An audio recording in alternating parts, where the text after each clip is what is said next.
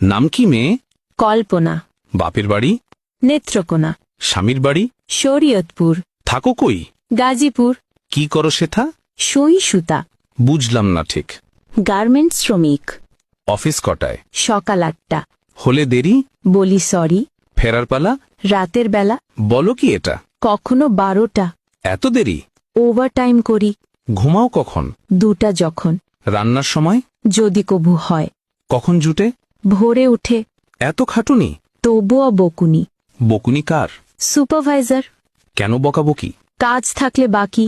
এত কড়া শাসন? চাকরিটাই এমন। হয় কি সহ্য? আছে ধৈর্য। হয় না লাজ?